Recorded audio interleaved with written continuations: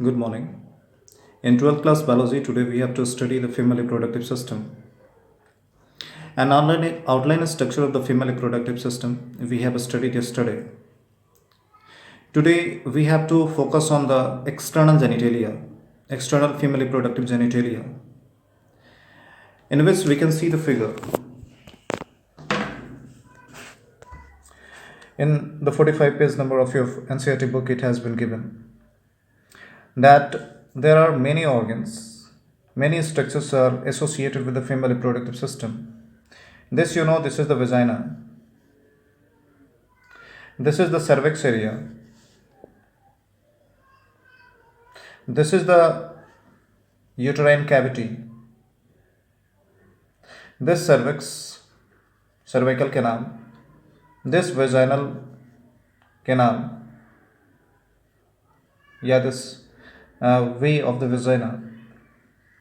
These two tubular structures make the birth canal.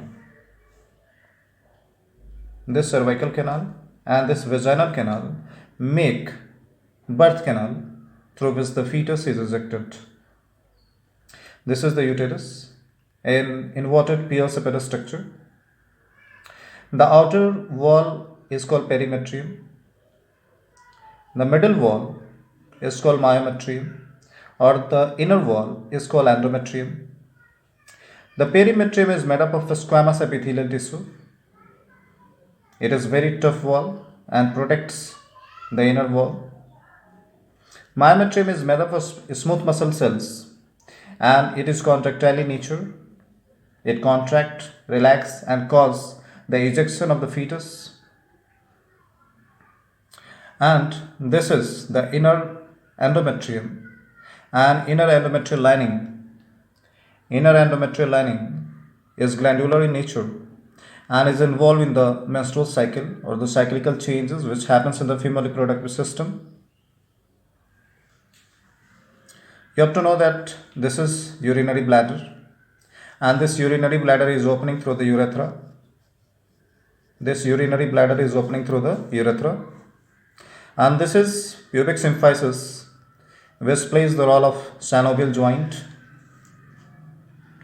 and this is the finger-like projection that is called clitoris.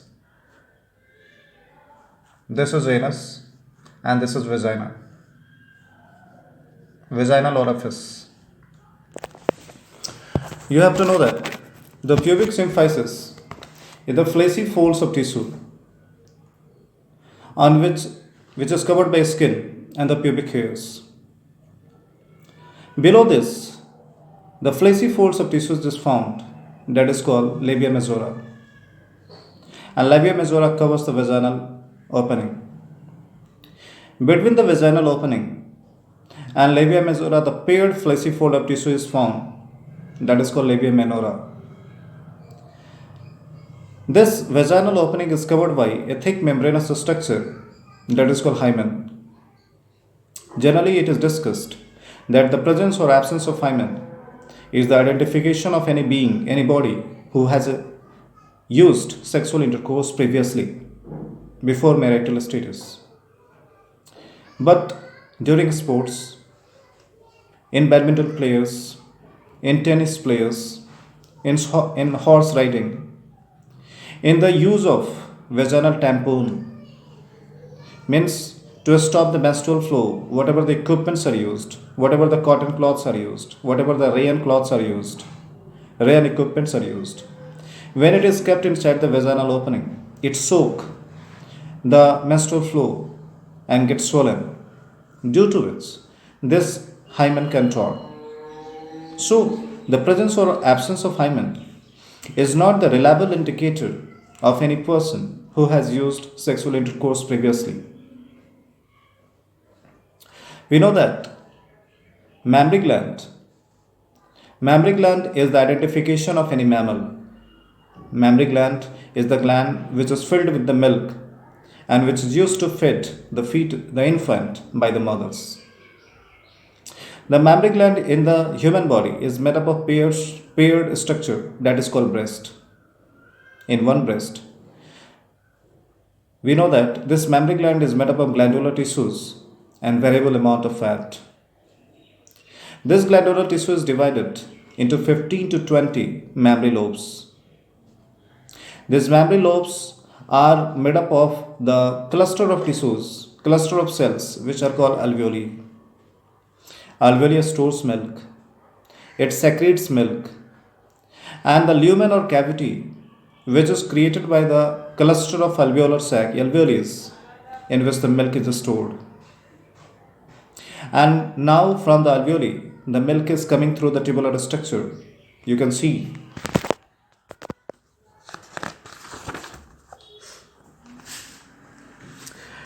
this is called mammary lobes. This one can mammary lobe, this one can mammary lobe, this one can mammary lobe. So 15 to 20 mammary lobes are here. And in this mammary lobes, the cluster of cells are formed, which are called mammary alveoli. Alveoli. Alveoli stores the milk, secrete the milk, which is stored in the cavity of the alveoli. And this alveoli further connects and make the another tubular structure, which is called mammary tubules.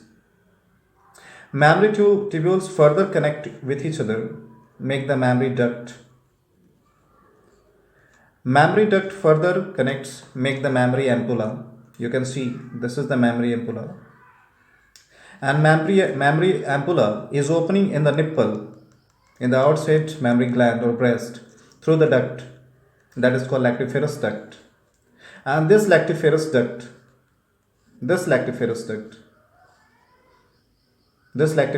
is opening in the nipple, which is sucked by the infant. This lower part of the breast is called areola. This lower part of the breast is called areola. You know that. This is the pectoralis major muscle. This is the pectoralis major muscle. This is the pectoralis major muscle. And this pectoralis major muscle is expanded from the shoulder to the central chest area where this breast appears. So this is pectoralis major muscle. And this is attaching with the sternum too. This is a part of a sternum, the central bone of chest. And that sternum can be said as breastbone too. So this is all about the female reproductive system. Thank you.